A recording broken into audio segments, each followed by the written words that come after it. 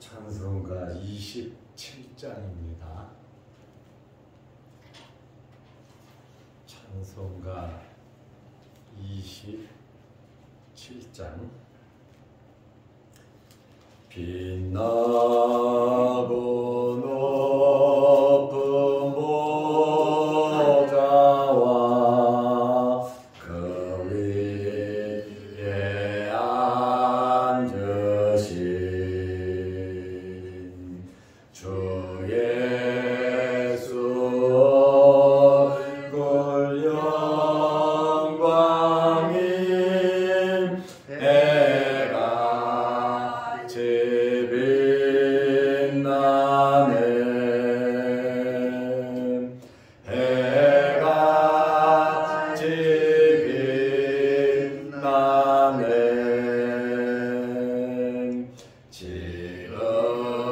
지극히 높은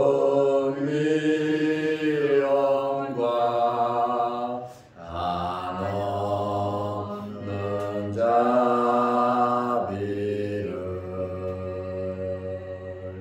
무천사 소리 아파요 늘 찬송드리네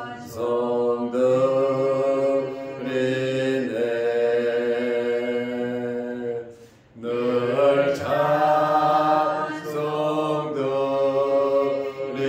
찬송드리네 영주를 나를 살리려 그 영광 떠나서 그 부끄러운 십자가 날 위해 지셨네 날 위해 지셨네 나 이제 생명 있음은 주님의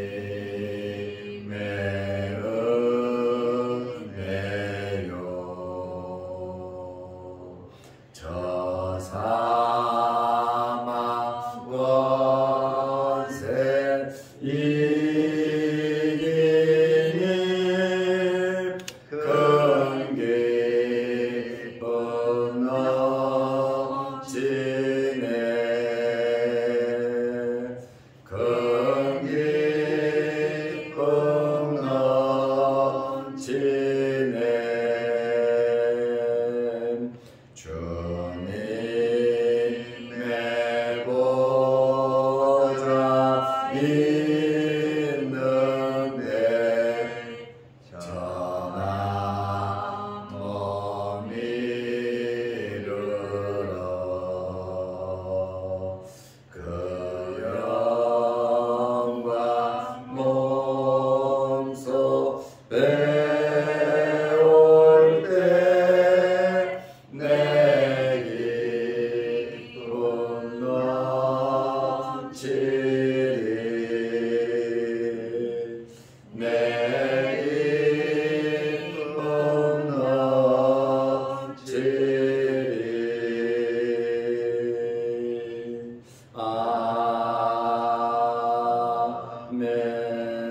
아멘. 사도신경으로 우리의 신앙을 고백하겠습니다. 전하사 천지를 만드신 하나님 아버지를 내가 믿사오며 그 외아들 우리 주 예수 그리스도를 믿사오니 이는 성령으로 잉태하사 동정녀 마리아에게 나시고 본디오 필라도에게 고난을 받으사 십자가에 못 박혀 죽으시고 장사한 지 사흘 만에 죽은 자 가운데서 다시 살아나시며 하늘에 오르사 전능하신 하나님 우편에 앉아 계시다가 저희로서 산 자와 죽은 자를 심판하러 오시리라. 성령을 믿사오며 거룩한 공회와 성도가 서로 교통하는 것과 죄를 사하여 주시는 것과 몸이 다시 사는 것과 영원히 사는 것을 믿사옵나이다. 아멘. 하나님의 말씀 누가복음 1장 26절에서 29절 말씀까지 보겠습니다. 여섯째 달에 천사 가브리엘이 하나님의 보내심을 받아 갈릴리 나사렛이란 동네에 가서 다윗의 자손 요셉이라 하는 사람과 약혼한 처녀에게 이르니 그 처녀의 이름은 마리아라. 그에게 들어가 이르되 은혜를 받은 자여 평안할지어다. 주께서 너와 함께 하시도다 하니 처녀가 그 말을 듣고 놀라 이런 인사가 어찌민가 생각하네. 아멘. 29절 말씀까지 보았습니다. 어제 오후 늦게 교회 근처에서 변압기가 터져서 이 일대, 우리 교회를 포함해서 이 일대에 한 3시간 정도 정전이 되었습니다. 저도 사무실에서 일을 하고 있다가 펑 소리를 듣고 깜짝 놀라서 밖에 나가보니까 뭐 껌껌한데 뭐가 보이나요? 변압기가 터지고 주변에 전기가 나가고, 그래서 곧바로 123으로 한전으로 신고해서 수리해달라고, 빨리 조치 취해달라고 제가 신고를 했습니다. 그리고 한 3시간 정도 지나서 전기가 이렇게 들어왔습니다. 시계들 다 제 시간에 맞추고 이것저것 하는 일들이, 또 전기가 나가니까 아마 자양동에서 살면서 이런 일들이 뭐 한 번, 두 번이나 있었을까요? 한 40년 가까이. 그래도 우리나라는 참 이 전기가 안전한 그러한 나라인데 이러한 사고는 어쩔 수 없이 일어나는 사고니까 한 3시간 정도 그렇게 지냈습니다. 오늘은 예수님의 탄생을 예고하는 가브리엘 천사가 마리아를 찾아가는 그러한 내용의 말씀입니다. 누가복음은 누가가 기록을 했습니다. 예수님의 탄생과 예수님의 유년 시절 앞에 세례 요한의 출생을 소개하고 있습니다. 누가가 이러한 사실을 기록하지 않았다면 이러한 사건들이 베일에 가려졌을 것이고, 그저 추측만 하고 성경에 없는 이야기로만 우리가 알 수 있을 것인데, 누가가 세례 요한의 이 출생 배경까지, 그 부모와 그 환경까지 아주 자세하게 설명을 하고, 또 마리아가 예수님을 잉태하고 잉태돼 가는 그 과정을 이렇게 설명을 해놔서 얼마나 참 다행인가 하는 그러한 생각을 해봅니다. 그래서 누가는 1장 3절에 보면 예수님에 관한 모든 일들을 근원부터 미루어 살폈다고 누가는 자기가 그 이야기를 하고 있습니다. 엘리사벳이 잉태한 지 6개월 됐을 때에 가브리엘 천사가 마리아에게 찾아갔습니다. 가브리엘이 자의적으로 찾아간 것이 아니라 하나님의 보내심을 받음으로 마리아를 찾아가게 된 것입니다. 가브리엘이 사가랴를 만났을 때 1장 19절에 자기 자신에 대해서 분명하게 말을 했습니다. 내 위치가 어떤 위치인가? 하나님 앞에 서 있는 자라 그랬어요. 가브리엘 천사가 나는 하나님 앞에 서 있는 자다. 왜 서 있습니까? 항상 스탠바이 하고 있는 거예요. 뭐라고 말씀만 하시면 그 즉시 움직이려고 순종할 준비를 하고 있다라고 하는 사실과 또 사가랴에게 하나님의 보내심을 받아 내가 지금 여기 왔고 말을 한다고 말을 하고 있어요. 전달자로서. 이렇게 가브리엘은 자기 의지로 자기 생각으로 자기 뜻대로 모든 일을 한 것이 아니라 하나님 앞에 서서 스탠바이 하고 있다가 하나님께서 명령하고 하나님께서 말씀하시면 즉각적으로 순종한 천사가 가브리엘인데, 이 가브리엘이 마리아를 찾아갔다. 마리아는 어디에서 살고 있었습니까? 나사렛에서 살고 있었습니다. 베들레헴에서 예수님께서 태어나시고 동방박사의 경배를 받고 목자들의 경배를 받고 또 하나님의 지시를 받아 애굽으로 피난갔지요. 헤롯이 죽이려고 하니까. 그리고 돌아와서 헤롯이 죽은 후에 유대 예루살렘이나 베들레헴에서 고향에서 살지 않고 나사렛으로 갔다. 왜 나사렛으로 갔을까?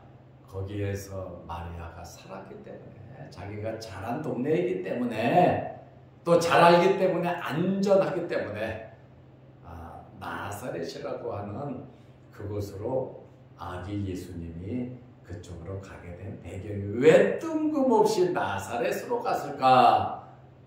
마리아가 나사렛에서 살고 있었다.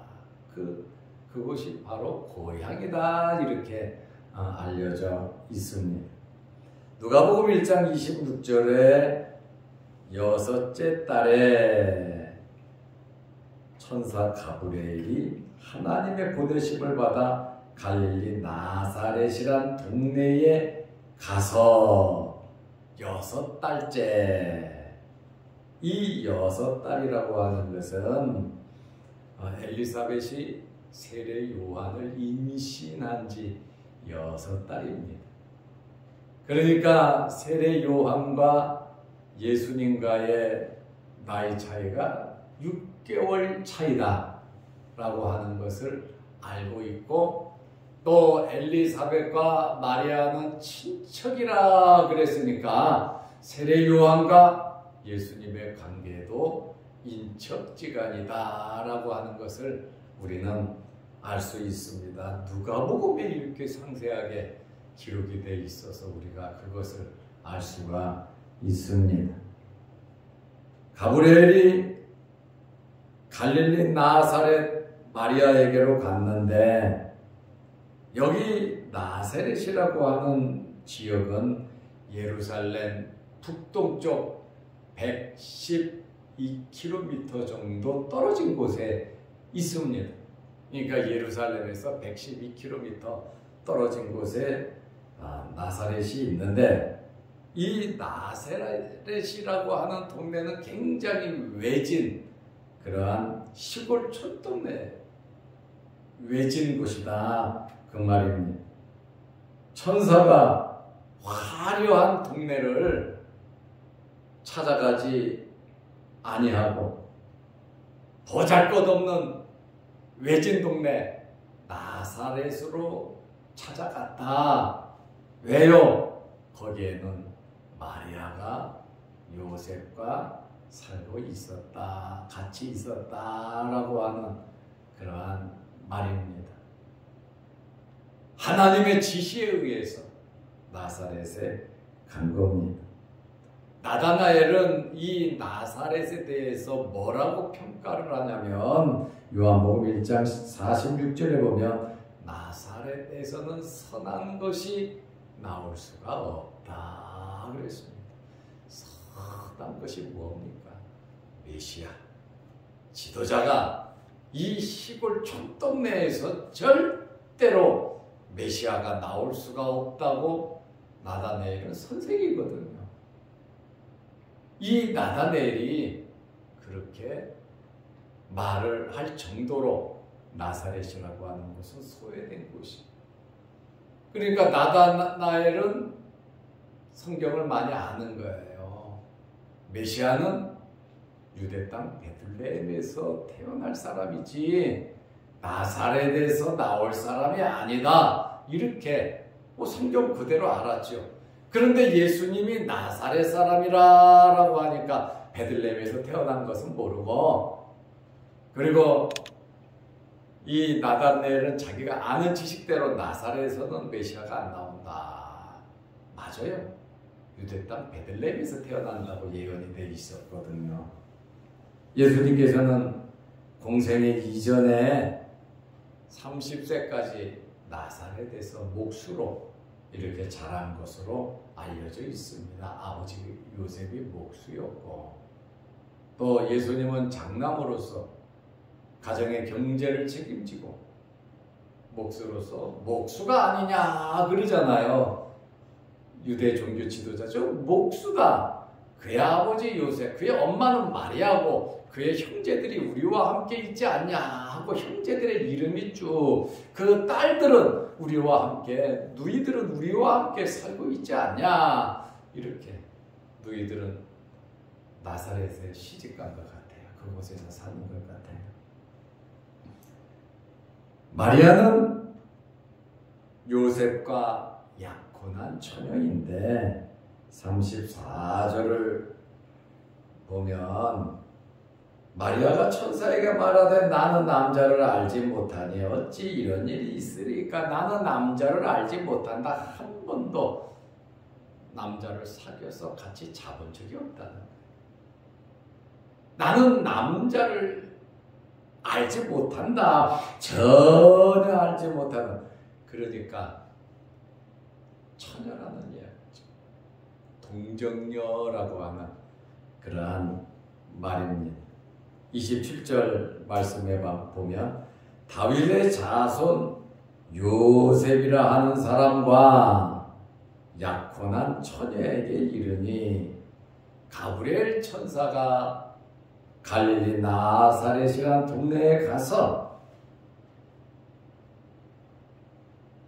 그 처녀의 이름은 마리아라. 이렇게 마리아를 소개하면서 갈릴리 나사렛에서 살고 있고, 두 번째로는 다윗의 자손 요셉이라고 하는 사람과 약혼을 한 사람이고, 그 여자의 이름은 마리아라. 이렇게 마리아를 소개하고 있습니다. 여기 처녀라고 하는 이 말은 파르테노스라는 단어인데 미혼녀, 소녀를 나타내는 단어예요. 그래서 34절 좀 전에 말씀드린 것처럼 동정녀로 남자를 알지 못하는 그러한 상태였다라는 것을 우리가 알고 있습니다. 마리아는 요셉과 정혼을 했고 정혼한 상태에서 잘 지키고 있었습니다. 유대 관습은 정혼은 결혼하기 1년 전에 약혼을 합니다. 우리의 약혼과는 달라요. 우리는 약혼은 그냥 결혼하기 전에 서로 만나서 약속하고 반지 하나 주고받는 그거지만, 이스라엘의 약혼이라고 하는 것은 법적으로 인정을 했습니다. 결혼과 동등하게 생각한 것이 바로 약혼입니다. 그래서 약혼한 기간에 남편이 사망을 했다. 결혼식은 올리지 않는데 그래도 그 여자는 과부로 등록이 되었습니다. 과부와 같이 생각을 했고, 또 약혼을 한 사람이 결혼하기 전까지는 절대로 유대 사회에서는 지금이야 그렇지 않겠지만 성관계를 용납하지 않았습니다. 마리아가 말한 대로 그는 약혼한 상태에서 자기 자신의 정조를 계속 지키고 있었음을 알 수가 있습니다. 이때에 가브리엘이 마리아에게 가서 말을 했습니다. 말을 하는데 누가복음 1장 28절 말씀에 보면 그에게 들어가 이르되, 마리아가 살고 있는 그 집으로 들어갔다는 것이죠. 은혜 받은 자요 평안할지어다, 주께서 너와 함께 하시도다. 가브리엘 천사가 마리아를 향해서 첫 번째로 한 이야기가 은혜 받은 자요 평안할지어다. 그리고 주께서 너와 함께 하시도다 하니, 천사가 나타나서 들어와 말을 할 때 기겁하고 놀랐을 겁니다. 1장 12절 말씀에 보면 제사장 사가랴도 성소에서 봉사하고 있다가 천사가 나타나니까 뭐라고 말합니까? 놀라고 무서워했다고 나옵니다. 남자도 이 제사장 사가랴도 나이가 많은, 경험이 많고 연륜이 많은 이 사가랴도 천사를 보고 놀라고 무서워했다 그랬어요. 마리아 같은 여성은 얼마나 기겁하고 놀랐겠습니까?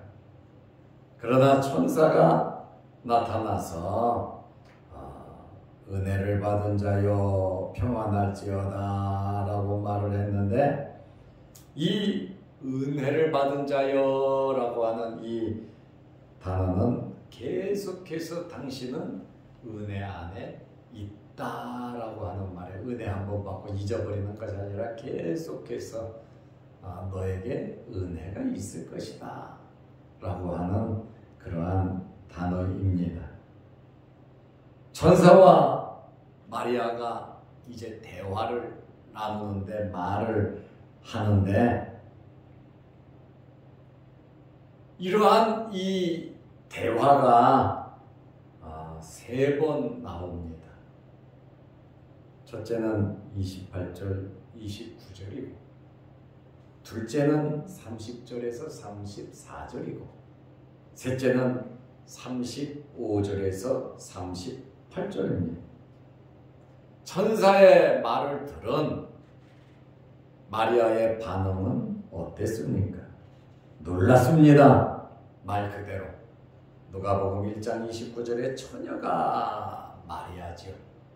그 말을 듣고 은혜를 받은 자여 평안할지어다, 주께서 너와 함께 하시도다. 그 말, 인사와도 같고 서로 만나서 반가워서 그에게 뭔가 말을 하려고 하는, 하나님의 계시를 주려고 하는 그러한 만남인데, 그 말을 듣고 놀라 이런 인사가 어찌인가 생각하매 마리아가 천사의 말을 분명하게 들었습니다. 그리고 천사가 예의를 갖추면서 유대식 인사를 한 거 아닙니까? 보자마자 은혜를 받은 자여 평안할지어다, 평안, 에이레네, 샬롬을 말한 겁니다. 주께서 너와 함께 하시도다 하면서 인사를 하면서 예의를 갖추면서 마리아에게 말하니까, 이런 인사가 어찌인가, 도대체 왜 나한테 이런 인사를 하는가, 이게 도대체 어찌된 일인가, 누구든지 그렇게 생각하지 않겠습니까?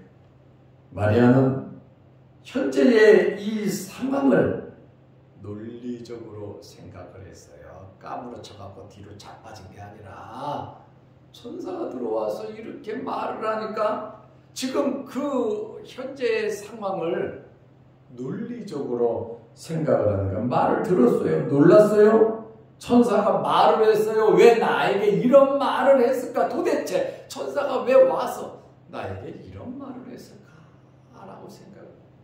어떻게 보면 제사장 사가랴보다는 좀 섬세함과 여유로움이 있는 것을 우리는 여기서 발견하게 되는데, 이렇게 생각을 했다라고 하는 것은 마리아의 입장에 천사가 나타났으니까 천사가 무슨 말을 하든지 순종하려는 그러한 태도. 왜 이런 말을 했을까? 인사를 했을까? 이것을 생각하면서 이게 어찌된 일인가 할 때 오케이, 무슨 말을 하든지 내가 받아들이고 한번 이야기나 들어봐야 되겠다 하는 여유로운 마음이 있었다는, 우연히 이러한 일이 생기지는 않지 않겠습니까?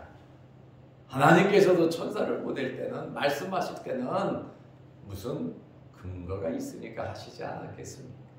그래서 마리아는 긍정적으로 그것을, 다른 이야기도 듣기도 전에 천사가 와서 말을 하니까 일단 순종하려고 하는, 하나님 앞에 서 있는 천사들과 같이 하나님을 신뢰하니까 그런 마음의 자세를 가졌는데, 우리에게도 이런 마음의 자세가 있으시기를 바랍니다. 기도하겠습니다. 하나님 아버지, 누가복음을 통해서 세례 요한의 출생 배경을, 또 예수님께서 탄생하시는 그 배경을 우리가 말씀을 통해서 이렇게 자세히 보게 하심을 감사합니다. 말씀의 은혜가 우리에게 있게 하시고, 말씀을 통하여 우리의 영혼이 날마다 성장하게 하시고, 우리의 삶이 하나님의 영광을 드러내게 하옵소서. 내일 거룩한 주일을 앞두고 있습니다. 또 명절을 앞두고 있습니다. 지방으로 출타한 성도들 가는 길 오는 길 지켜주시고, 내일 거룩한 주일을 잘 예비하며 지킬 수 있는 저희들이 되게 하옵소서. 추운 날씨에도 우리를 주의 전으로 불러주시고 머리 숙여 기도하게 하시오니 감사합니다. 주님께서 우리의 기도를 들어주시고 응답하여 주옵소서. 마리아가 순종하기 위해서 천사의 말을 어찌민가 하고 생각하듯이, 가브리엘 천사가 하나님 앞에 서 있듯이 항상 우리는 하나님의 말씀에 순종할 마음의 자세를 가지고 살아가게 하여 주시옵소서. 오늘도 기도합니다. 응답하여 주시고, 육신의 질병으로 어려움 당하지 않게 하시고, 또 명절 기간 날씨가 많이 춥다고 하는데 하나님께서 건강을 지켜 주옵소서.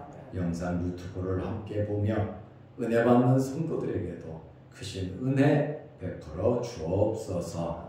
예수님의 이름으로 기도드리옵나이다. 아멘. 하늘에 계신 우리 아버지여, 이름이 거룩히 여김을 받으시오며 나라의 마옵시며 뜻이 하늘에서 이룬 것 같이 땅에서도 이루어지이다. 오늘날 우리에게 일용할 양식을 주옵시고, 우리가 우리에게 죄 지은 자를 사하여 준 것 같이 우리 죄를 사하여 주옵시고, 우리를 시험에 들게 하지 마옵시고 다만 악에서 구하옵소서. 대개의 나라와 권세와 영광의 아버지께 영원히 있사옵나이다. 아멘. 자유롭게 기도하시기 바랍니다.